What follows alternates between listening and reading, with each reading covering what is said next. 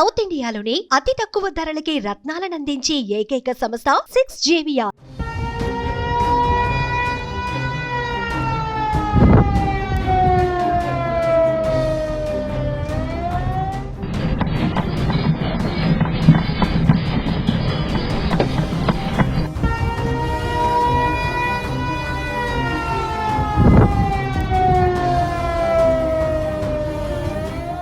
అగ్రరాజ్యం అమెరికాను ప్రకృతి విపత్తులు కుదిపేస్తున్నాయి. తాజాగా అమెరికాలోని అలస్కా తీరంలో భారీ భూకంపం సంభవించింది.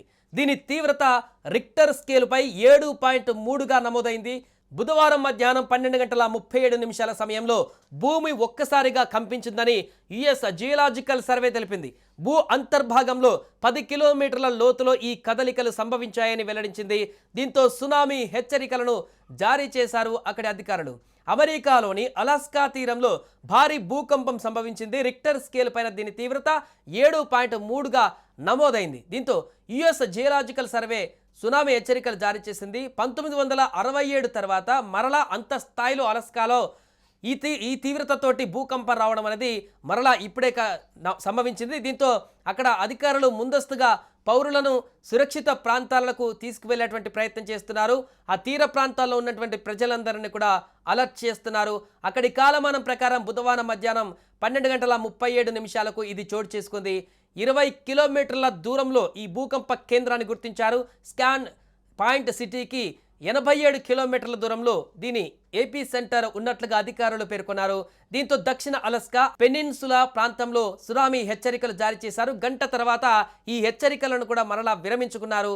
సునామీ సంభవించిందని నిర్ధారణ అయ్యిందని, కొన్ని ప్రభావాలు ఉండే అవకాశం ఉందని అలాస్కాలోని పామర్లోని జాతీయ సునామీ హెచ్చరికల కేంద్రం తెలిపింది.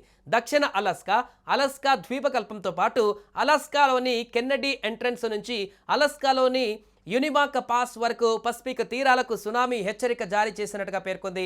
అయితే దూర ప్రాంతాలకు సునామీ హెచ్చరికలు జారీ చేయలేదని జాతీయ సునామీ హెచ్చరికల కేంద్రం తెలిపింది. అత్యవసర సేవల విభాగాలు పరిస్థితిని నిశితంగా పర్యవేక్షిస్తున్నాయని, తీర ప్రాంతాలలో నివసించే ప్రజలు అప్రమత్తంగా ఉండాలని అధికారులు కోరారు. భూకంపం, సునామీ హెచ్చరికల గురించి చర్చించడానికి కోస్ట్ గార్డ్, అత్యవసర టీమ్స్ ప్రతినిధులు, వాతావరణ అధికారులతో కూడిన టెలికాన్ఫరెన్స్ జరగనుంది.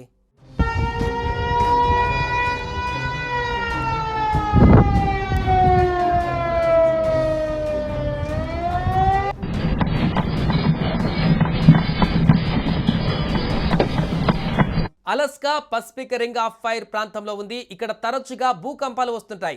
ప్రపంచంలోని భూకంపాలలో దాదాపు 11%, అలానే అమెరికాలో సంభవించే భూకంపాలలో 17.5% ఇక్కడే సంభవిస్తుంటాయి. మిచిగాన్ టెక్నాలజికల్ విశ్వవిద్యాలయం తాజాగా సంభవించిన భూకంపాన్ని తీవ్రమైన నష్టాన్ని కలిగించేదిగా పేర్కొంది. ఇక ఈ ప్రాంతంలో ప్రతి సంవత్సరం ఈ తీవ్రతతో దాదాపు 10 నుంచి 15 భూకంపాలు నమోదవుతుంటాయని అధికారులు తెలిపారు. 1964లో ఇక్కడ 9.2 తీవ్రతతో భారీ భూకంపం వచ్చింది. ఆ ఘటనలో 250 మందికి పైగా చనిపోయారు.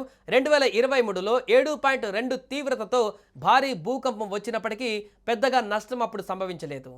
సుమన్ టీవీలో మీ పర్సనల్ అండ్ బిజినెస్ ప్రమోషన్స్ కోసం కింది నెంబర్కి కాంటాక్ట్ చేయండి.